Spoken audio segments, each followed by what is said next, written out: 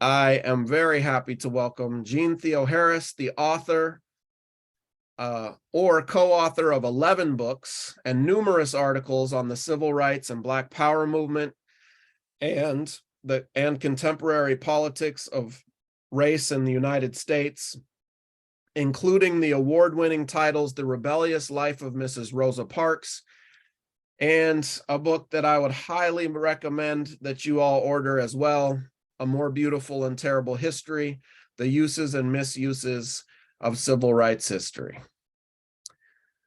So, welcome, Jeanne. Thank you for being with us. Thanks for being here. This is so fun. Isn't I'm it? so excited. It does blow my mind to think about when you first contacted me about the YA edition of this book, Right?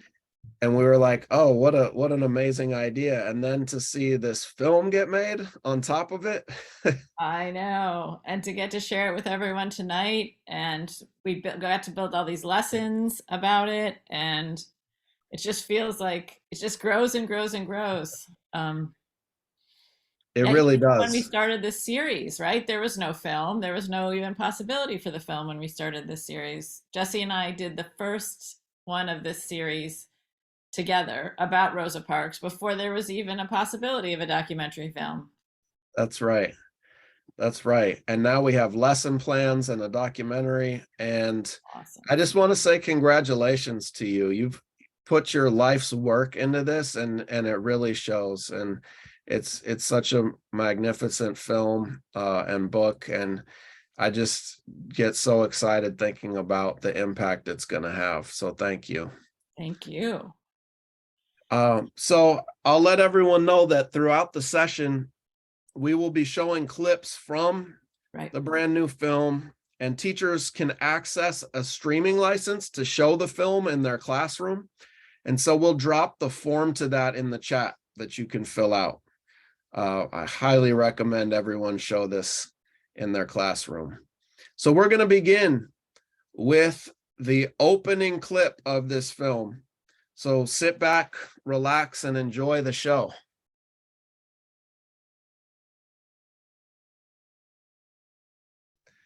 That's how it gets launched. I love the opening to this film. That moment where he says, "Will the real Rosa Parks please stand up?" I just feel like it's so symbolic.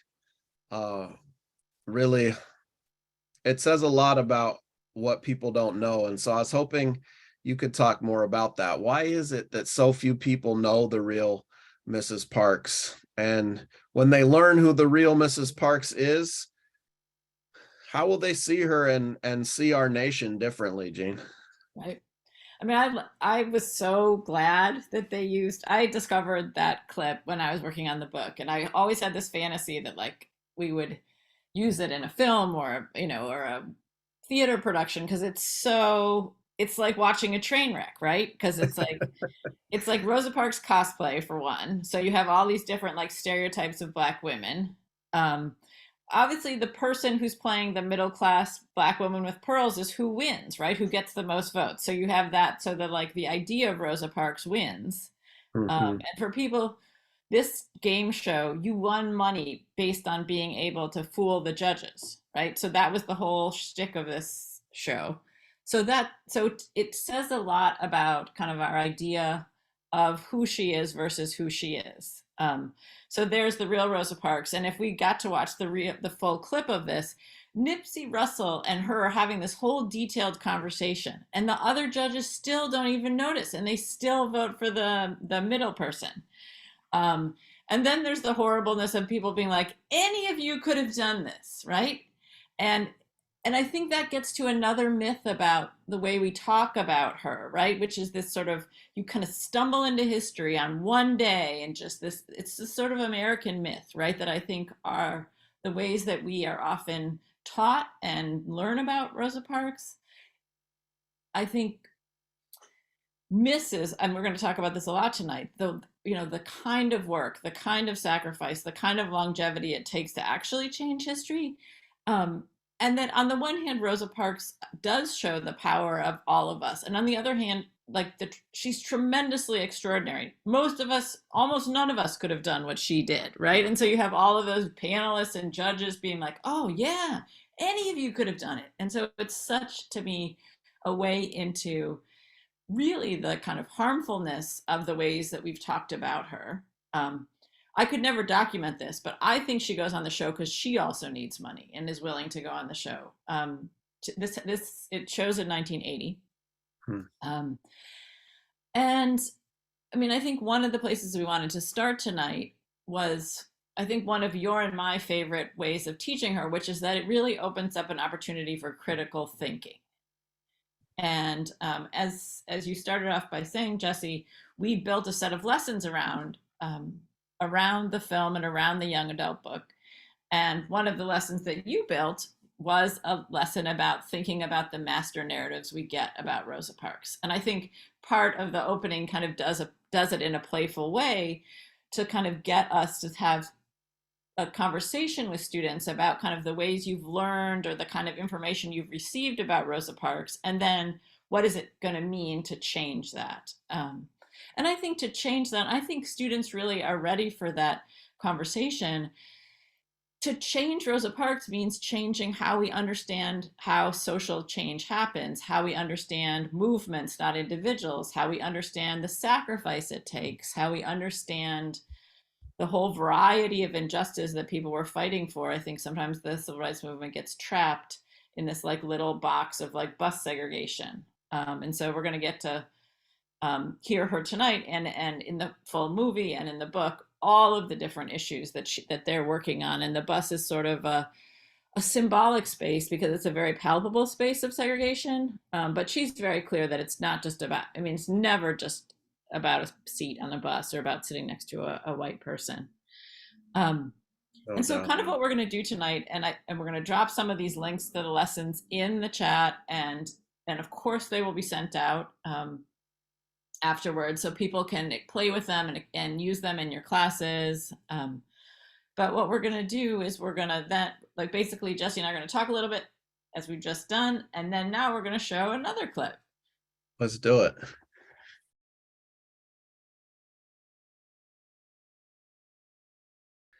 Well, there you were just about to explain it, so we can have you live explaining it. But I'll just quickly preface it by saying I'm curious what Recy Taylor's case tells us about who Rosa Parks was and about really Black women's experience in the U.S. more broadly. Both the way white supremacy is specifically wielded against Black women, but also how Black women have organized against that white power. And, you know, how does Recy Taylor's case reverberate throughout history in terms of what you saw with Joanne Little there, or even Marissa Alexander that happened in 2017? Yeah, thank you. So I think the first thing is to sort of see the Recy Taylor case and her work on it as a kind of microcosm of all of this work she's doing in the 40s and 50s. And I think there's two sides, and it's a lot around what we would call criminal justice issues. And there's sort of two sides of that coin. One is the wrongful incarceration of Black people, and particularly Black men. And then the reverse side of that coin is the lack of protection for Black people, and particularly Black women, from white violence. And over in this decade before Rosa Parks' bus stand, she alongside a small group of activists in Montgomery will press for justice in many of these cases. And here we got to see a little bit of one of those cases, which is the case of Mrs. Recy Taylor. And I think it shows both the kind of breadth, as you put it, Jesse, of what the Black freedom struggle is about, right? I think we often focus on buses, lunch counters, and voting. And in fact, there's a whole range of issues that people are fighting on, and again, particularly issues we would call criminal justice issues. And I think the second point that you were highlighting is the ways that people are attending to both kind of racial and gender oppression, and the ways that we might say we might call it the kind of intersectional oppression, right? So racism is working differently towards and on Black women than it is on Black men. And so we see people this is not just a modern way of understanding this, right? People like Rosa Parks understood that as well, right? And so part of that, again, was both fighting around cases like Scottsboro, where Black men were being wrongfully accused of sexual violence, and then the lack of protection for Black women. And so fighting on that as well. And understanding that the kind of this long struggle. So I think part of what I also think we get from this clip and what we take to our students is really working against the ways this is often taught, which is how many things they're fighting on, how much they're losing, and yet they keep fighting, right? So that I think part of what we learn about social change from a kind of longer, bigger history of Rosa Parks is that you have to fight, and you have to like lay down a line even when you can't see that it's going to do what you want it to do.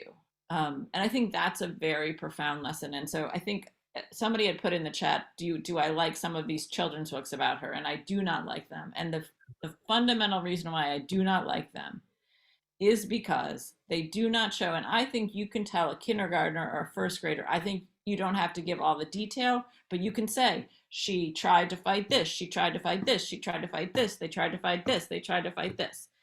A first grader can understand that idea that you try things and it's not working, and you keep trying them and they're not working. And until we start to teach that version of Rosa Parks and that version of the civil rights movement, right, we aren't telling a kind of truthful story.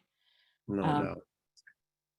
And so we're actually going to show one more clip before we go to breakout rooms. And that is a clip that gets us to the story we're most familiar with, which is the bus boycott. But I think it shows the bus boycott a little bit differently than the way we're usually given it.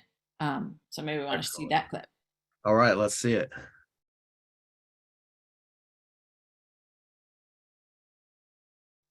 Wow, that was very exciting.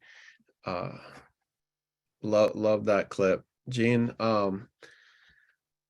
you know, Mrs. Parks is most known for refusing to stand for the bus driver, James F. Blake, when he ordered that she relinquish her seat in the colored section to a white passenger after the whites only section was filled on December 1st, 1955 in Montgomery. And many of us learn this moment. Everybody learns about that moment, right?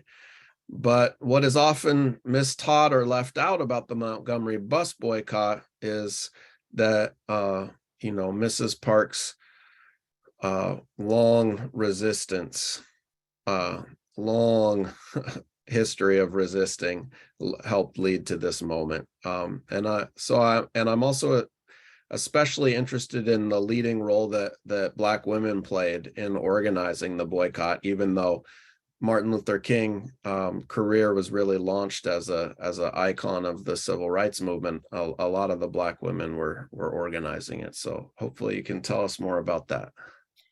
Yeah, I mean, so right, this is the most familiar. This is the story we all know, except it's not the story we all know. And again, we have a lesson for this, and I mean, just put it in the chat. And part of what we tried to get at in the lesson is that part of how we often tell and teach the Montgomery bus boycott story is a story of two people. It's a story of Rosa Parks and Martin Luther King, and somehow that turns into a boycott.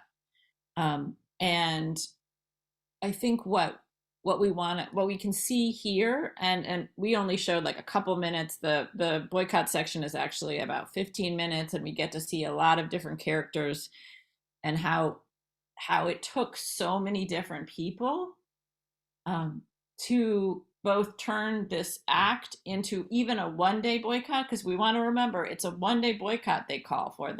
The Women's Political Council, which is a Black women's group in Montgomery that had been organizing, and we get to see more of that in the documentary if you watch the full thing, had been organizing before this, and they leap into action that night after she's arrested. And Joanne Robinson, who's the head of the Women's Political Council, runs off 35,000 leaflets that say another woman has been arrested on the bus. It doesn't say Rosa Parks has been arrested on the bus. It says another woman. And that's because what we're seeing is the accumulation of outrage, right? Claudette Colvin had been arrested in March. Mary Louise Smith had been arrested in October. And even before that, there had been a trickle of people, including a trickle of women. So we have the role that women are playing in terms of bus resistance themselves. We have the Women's Political Council, who calls that one-day boycott. And then I think another lesson in this is the ways that action begets a change in vision. So it's that night when people feel the power of that day that they change this one-day boycott into an ongoing boycott. And I think that, again, is a really important thing for students to understand, is that idea that in some sense being in motion or changes what you can imagine is possible. And then I think the last part of the Montgomery Bus Boycott story that I think needs to be taught is the ways that it is about an organized Black community, so that how they keep up a year-long boycott, and we get to see this if you watch more of the film, is through this incredible carpool system they build, where they set up 40 pickup stations across Montgomery, and they're giving like 10 to 15,000 rides a day, and people are coordinating this and driving for it. And I think that it's this community, and Black women are fundraising to keep, because this obviously requires a lot of funds, it requires dispatchers, right? There's all of this organization, and yet the way we tend to sort of be taught the boycott is just somehow it happens, and then the buses are desegregated, right? And it's just like, no. So the work of it, but also, right, the pivotal, all these different roles that women play in it, and yet the ways that in many ways the only people we learn about are Parks and King, and even Parks and King are put in these very narrow boxes. Mm-hmm. Yeah, and the way it's just discussed as spontaneous, as if the Women's Political Council didn't run off thousands of memos and hadn't, been working on these issues for a long time. So thank you for putting that in context. So I am excited now that you all will get a chance to discuss what we've learned. So we're going to head to breakout rooms. People really should not drop off, because you're going to want to come back and hear the rest of this conversation and see a few more clips from the film. But after the breakout rooms, we'll continue the conversation. We also want to encourage folks to donate to the Zinn Education Project so that we can bring copies of the YA edition of The Rebellious Life of Mrs. Rosa Parks to more classrooms.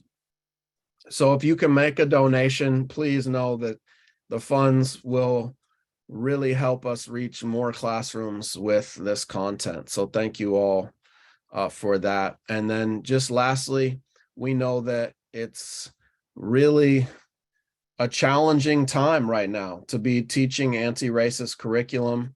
They're banning Black history in states like Florida and all across the country. And so we want to encourage you all to get involved in your local school board, attend meetings, testify. You can run for office.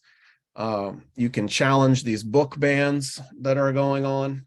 We need you to stand up and be part of the struggle. So thank you, everybody. We're going to jump back into the conversation and show another clip from the film, a clip about some of the challenges in Rosa Parks's life. Let's check it out.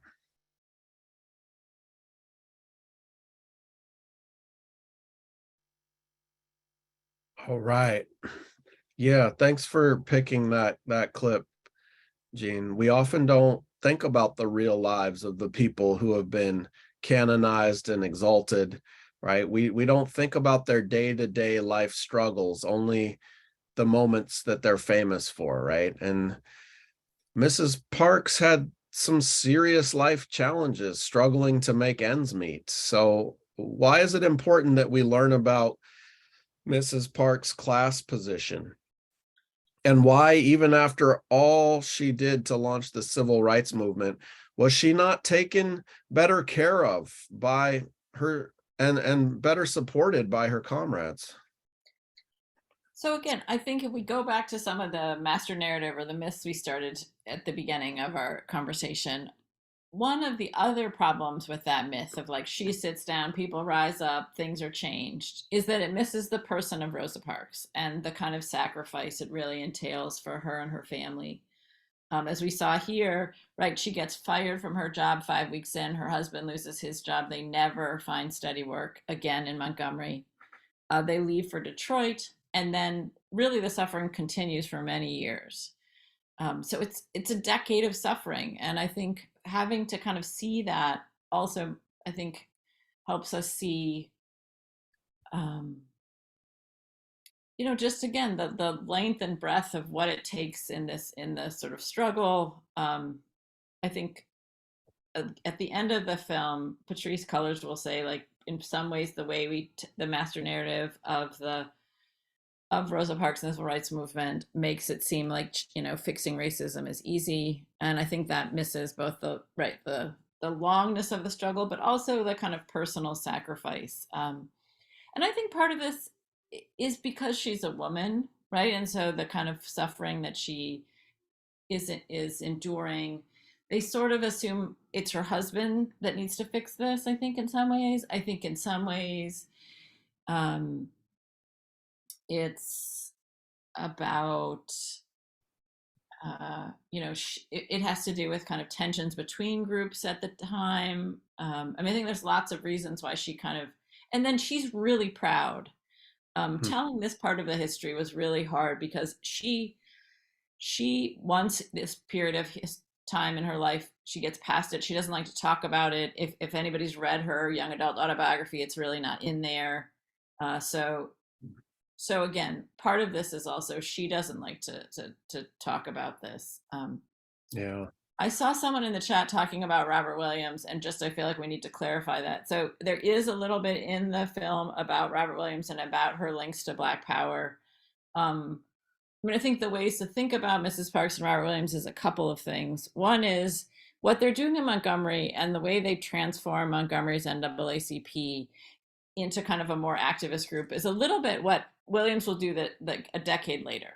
And we should also just say we skipped over this, but the Parks family are part of a long tradition of kind of Black self-defense. And, they always believed in self-defense. She believed in self-defense. Raymond believed in self-defense.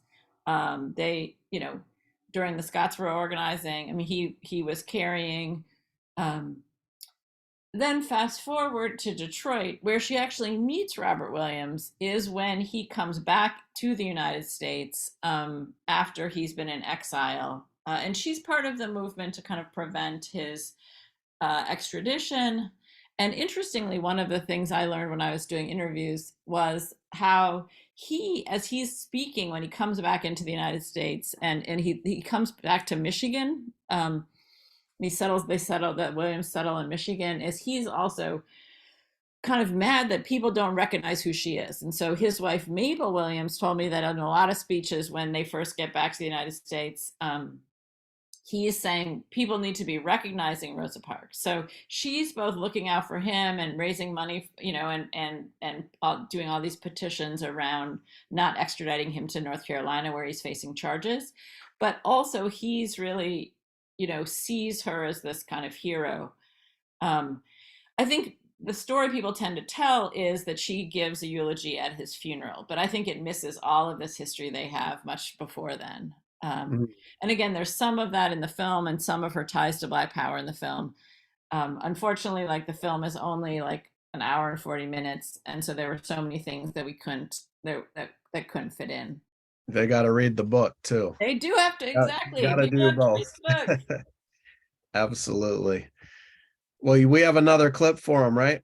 Yes, we do. We have another clip. I think we are having a clip on, are we going to Detroit?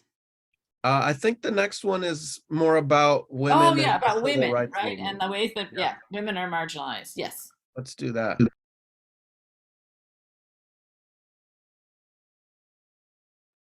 Awesome. I love that quote from Reverend Joanne Watson when she says, when you go back and check the record, those who have been labeled presidents, directors, leaders, and grand poobahs have largely been men, while the women do the work. And then she says, and Mother Parks did the work. So talk about the exclusion of women, the March on Washington, and the role of women in the civil rights movement, and the not just the organizing that they definitely did, but also the strategizing and the theorizing of Black women, and Mrs. Parks's contributions to that. Right. So I mean, one of the ironies about the exclusion of the women at the March on Washington is how much of the kind of leadership and strategizing women are doing, even in terms of organizing the March on Washington. And I think the other thing we want to be clear about is that women at the time recognized this problem. And so there are women like Anne Arnold Hedgeman, like Dorothy Height, like Polly Murray, who are protesting to Randolph, to Rustin, that this is tokenism, this is unfair, that this is treating women like Black people are being treated, like they're making these criticisms at the time. And Mrs. Parks is making this criticism. She talks about saying to Daisy, one of the other women on the dais that day with her is Daisy Bates, and she says to Daisy Bates that, and they're talking about how they hope a change is coming, right? That this is, all of this leadership that women have shown, and yet women are really marginalized at the March on Washington. No woman gets to speak. We get to hear the voice of Gloria Richardson in that clip. Gloria Richardson and Lena Horne kind of go off script and are taking Rosa Parks around to kind of some international news stations. And Richardson believes this is why. So they get sent home before even King speaks. They get put in a cab and sent back to the hotel. And Richardson believes that it's because they were kind of going off script, because they were taking Parks around. So that's interesting. Wow. Gloria Richardson, again, most of us, she's not, we don't tend to learn about Richardson until college at the first. And yet, if we had been living in 1963, she was a household name. The movement she helped to organize in Cambridge, Maryland, it's front page news. She's negotiating with the Kennedys, right? And so part of the kind of irony of the kind of erasure of women is both it's happening at the time, but also that some of the historical erasures are like really distort how important these women were in the moment. And I think again, this gets back to what we were talking about before in terms of her suffering, that some of the suffering is also kind of related to this kind of gendered, these gender ideas, so that you're supposed to, part of Rosa, why we're not so familiar with Rosa Parks's ideas is part of that gendered idea of like who does the work and who sits on the, at the pulpit or on the podium.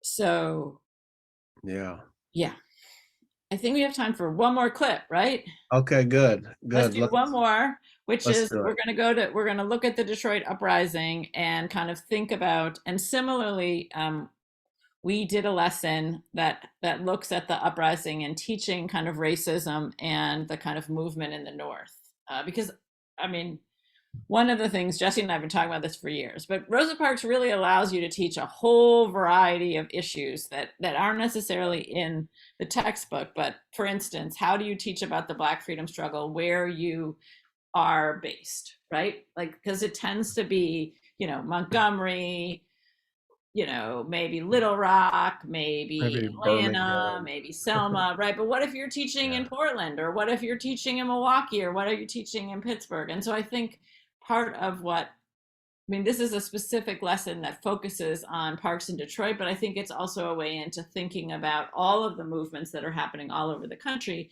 because, right, racism and segregation are not just a Southern problem, but a national problem. So let's watch this clip.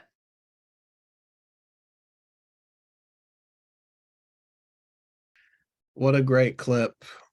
And like we were talking before, the way that you can teach about the Black Power movement, something that can be difficult to teach about in today's political climate, but you can enter it through a discussion of Rosa Parks' support for it. I love that idea, but I love the clip of Dan Aldridge saying that he was a young militant helping to organize this People's Tribunal for the police officers who murdered those youth, and he thought that putting police on trial by the community was going to be too radical for Mrs. Parks. And then he asked her, and she says, "Certainly, I'm glad you asked." Right? That like, to me, sums up the lessons I've learned from Eugene about who Rosa Parks really was, just always ready to take the next step in the freedom struggle. So talk about these Detroit uprisings and Mrs. Parks' reaction and the Black Power movement. So I mean, I think part of what I also love about that clip from Dan Aldridge is the ways that she also really loved young people and really loved the militancy of young people and was willing to let young people lead. And I think that's a moment we see in the film where she's like, yeah, I'm coming. If I can be, like, I'm glad you asked. And, when I interviewed him, he said, she was like, if I can be useful, I'll come, like this was sort of her philosophy, was not that she had to tell young people what to do, but that she would sort of come and support what they were trying to do. And I think this clip also, and people were putting some stuff in the chat about different places. I think it gets us to, it feels very modern. It feels very much like where we are today. I think it's very useful in terms of showing our students, because I think sometimes Rosa Parks is just put in this distant past, right? Like, she would joke that and not joke that people would often ask her if she knew Harriet Tubman. And obviously, yeah. But I think sometimes for our students, and the way that the kind of Black History Month poster is a posterification, right, of Black heroes, right? So somehow it's just they're all in like black and white in the distant past. And then you see something like this and you're like, wait a minute. These are issues we're dealing with today, right? She's sitting on a tribunal because police murdered 3 Black teenagers, and there's no indictment, and the newspapers stop following up. And that feels very, very current, right? And so using her as a way to talk about these issues today, using her, like all of this activism to sort of talk about the struggles wherever we are teaching. And again, there's lots of good resources now on so many cities.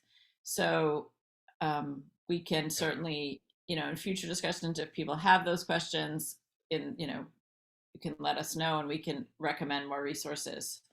But just, this has been such a fun one, right? No, it really has. What a great format. What a wonderful group that gathered today. Incredible comments in the chat all evening long. So many good resources and perspectives shared. Thank you all so very much. Thank you, Jeanne, for bringing us this new perspective on her life in so many ways. Thanks to everybody who was here. You can unmute yourself. We would love folks wanted to share their shout outs to yourselves for your commitment to learning and teaching a people's history, and to everybody who made tonight possible. I appreciate you filling up this history teacher's cup. Right on. Thank you so much, everyone. Thank you so much. It was wonderful. Thank you. Thank you again. We're truly appreciated. Project. Thank you. Thank you. This was so wonderful. great. So inspiring. Thank you so much. Right on. Thank you. Thank you. Thank you. Please keep doing it. All right, we will. We will. We're not going anywhere. Every month. This was fantastic. Thank you, Prince George's Thank you. County in the house. Thank you. Here.